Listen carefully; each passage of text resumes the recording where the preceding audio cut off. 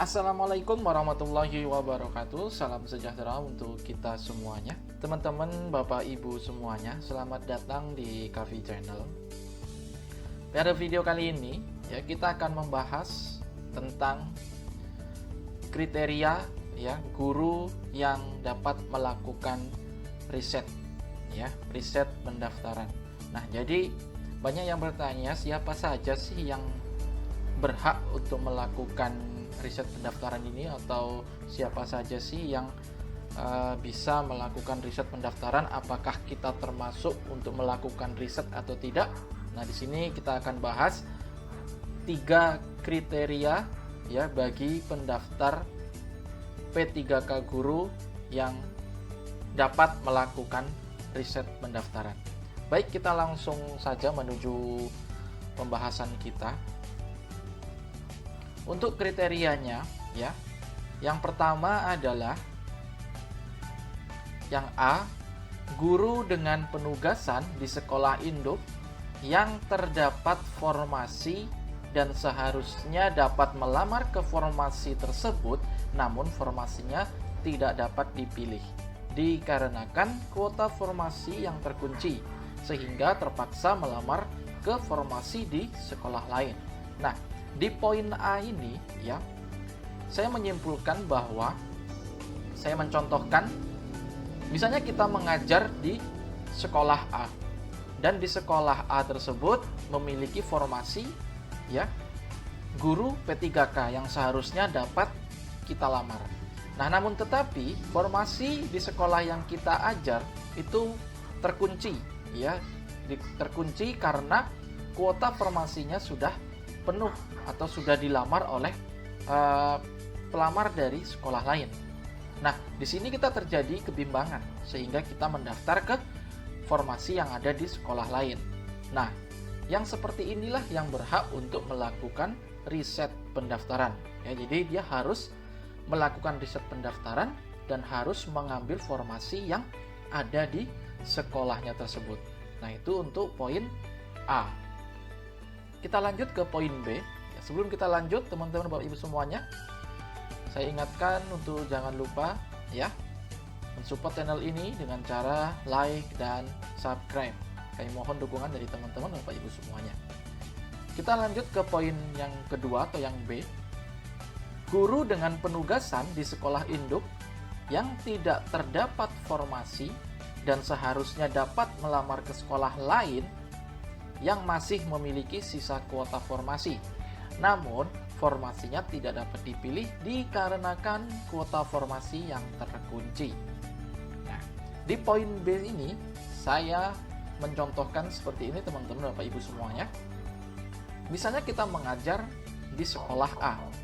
Di sekolah yang kita ajar itu tidak dapat atau tidak terdapat formasi, tidak terdapat formasi yang linier dengan ijazah kita.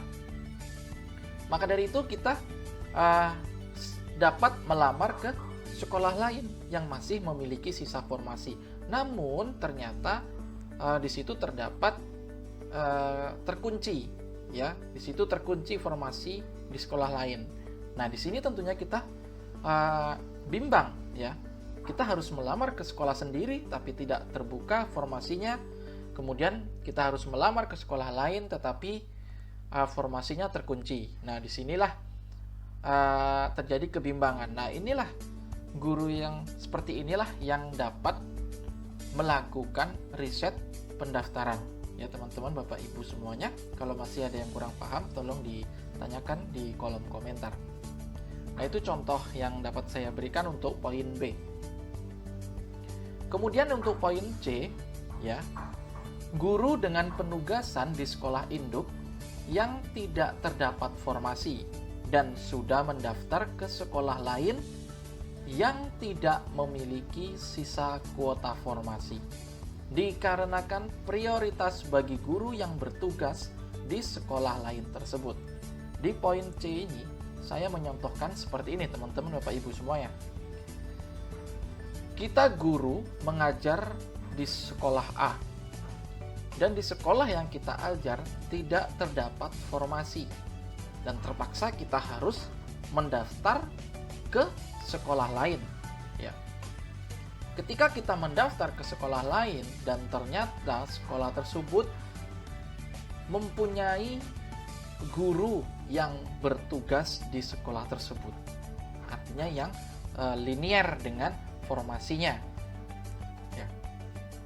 Nah, di sini otomatis kita akan bersaing dengan guru yang sudah bertugas di sekolah tersebut, dan otomatis kita tidak diprioritaskan, karena di situ yang diprioritaskan adalah guru yang bertugas di sekolah tersebut.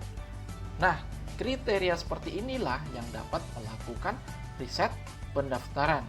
Ya, jadi harus kita cari tahu apakah di sekolah yang kita lamar sudah ada guru yang linier atau tidak.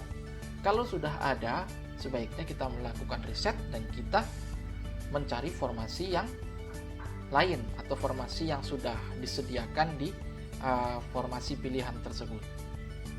Nah, baiklah, seperti itulah penjelasan yang dapat saya jelaskan ya terkait dengan 3 kriteria ya pendaftar P3K guru yang dapat melakukan riset pendaftaran.